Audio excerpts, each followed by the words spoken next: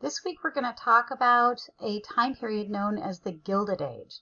And this time period is a time of enormous economic growth in the United States, in which we see a massive amount of technology, innovations, and a huge surge in population, mainly because of immigrants. We'll talk about immigrants next week specifically, but this week we're going to talk specifically more about big business, how the Gilded Age happens, and the kind of effects we start to see in society because of that. So, Gilded Age is launched by our second industrial revolution. You might remember from 1301, the first industrial revolution, which occurs after really the War of 1812, and this is of course going to occur post-Civil War. So the United States becomes less preoccupied, obviously, in sectional divide. Okay, I say that, but we were continuing to have divides. However, a big focus in the United States becomes economically as we start to grow to become, an economic powerhouse, really. In the time period, again, like I said, 1865 to the early 1900s, the factory system itself is an enormous center of growth. And we start to see large city growth, industrial cities, New York, Chicago, Pittsburgh, where the steel industry was. And we start to see in those cities too, like single industry cities like that in Pittsburgh.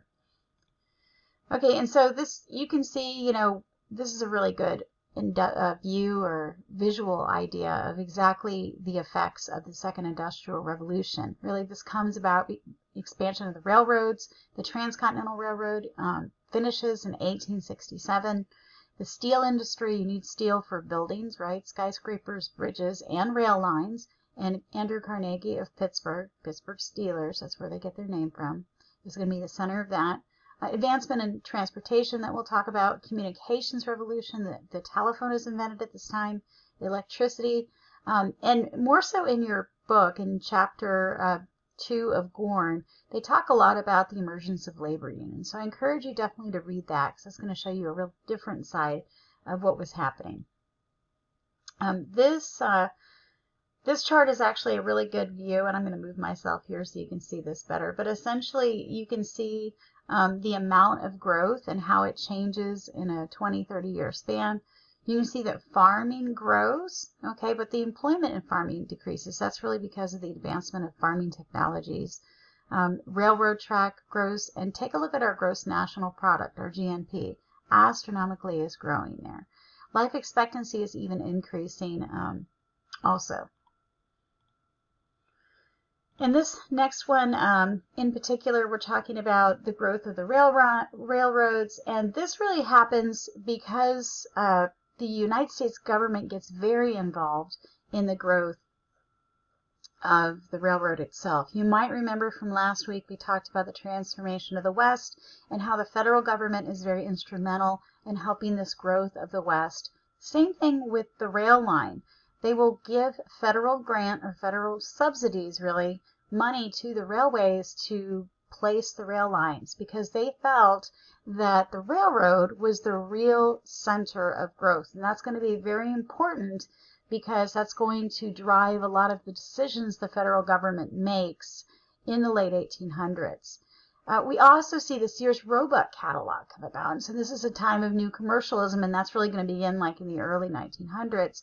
But this is like the Amazon of the late 1800s. People could now, in the West, get all of the goods and services that they might want by looking at a catalog and ordering it, and then it would come on the rail line. So, it's kind of like the, 1800s equivalent of Amazon to them.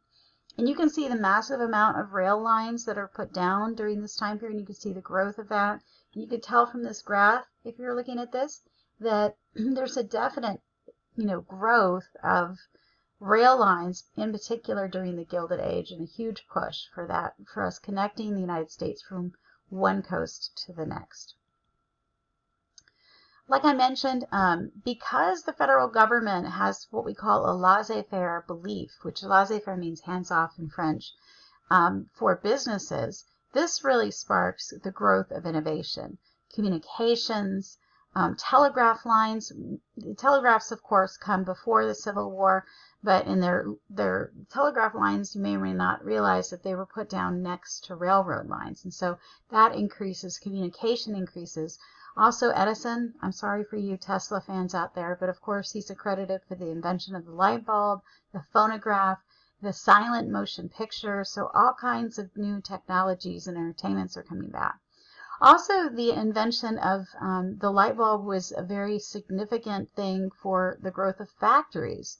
And this, unfortunately, for the labor comes for a negative effect for them because, as you can imagine, the invention of the light bulb is going to cause factories to stay open for long periods of time. But it's also going to increase, the quality of life and the quality of living. I'm sorry, I realize that myself is covering a lot of part of that there.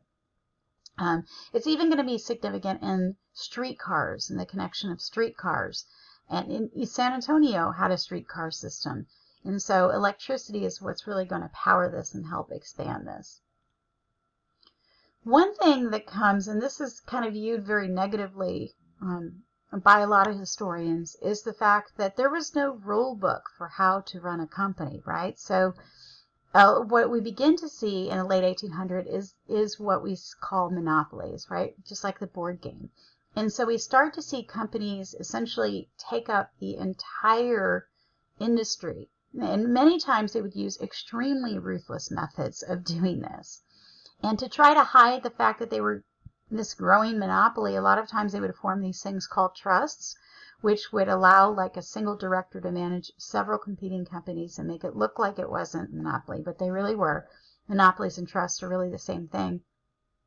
But they would use ruthless methods to basically wipe out any kind of competition. Okay, so how would they do that? There were really two methods they would do this, through something called vertical integration and something called horizontal integration. So vertical integration is not as well known as a monopoly, but basically you own all of the stages of production. So let's say that McDonald's was the only hamburger place in town. So if you're McDonald's, you're the only ones that make hamburger. You might own the cows and the farm and everything that would produce. That is actually part of your company, your product. And so every piece of it you own, so nobody can compete at all with your prices. Carnegie was a master of vertical integration, which is why he completely pushed out any kind of competition in the steel industry. Horizontal integration, I think, is what people are more familiar with. That's where you literally buy up all the competition, and this is the one that's used more frequently. This was actually done most oftenly by a man named Rockefeller, right? So he's going to become probably one of the most ruthless of the big businessmen, and he's definitely going to master the idea of horizontal integration. And so a lot of historians, and this is going to be your discussion question, so I want you to pay attention to this in particular, they saw the giants in two different ways. Okay, they either saw them as captains of industry, or a lot of historians see them as robber barons. Okay, so what does that mean? So captains of industry is which are people that basically propelled the United States economy. They were essential to the growth of the United States, and so they needed to be there. It was important for them to rise. Robber barons they were ruthless, horrible people that created an enormous gap between the rich and the poor, and they would treat their workers poorly, work their workers to death, and so they were very oppressive. And so we shouldn't view them in this champion way. We should view them as very as horrible people. And so they were complicated, right? Were they somewhere in the middle? Was there a continuum? But I want you to look at some of the videos that I put together after this that looks at them in different aspects, because that's really going to be your question. Were these giants of industry? Were they captains of industry? Were they robber barons? Were they, somewhere in between? So really the big captains of industry, the giants that you're going to look at are, Andrew Carnegie, Cornelius Vanderbilt, John D. Rockefeller, and J.P. Morgan. So those are the really big ones, examples that we'll use and take a look at. So take a look at the videos I have after here. Be sure to definitely read the chapter that's going to give you the insight, particularly from the labor perspective, and then answer the question, were they captains of industry or were they robber barons? Have a great week.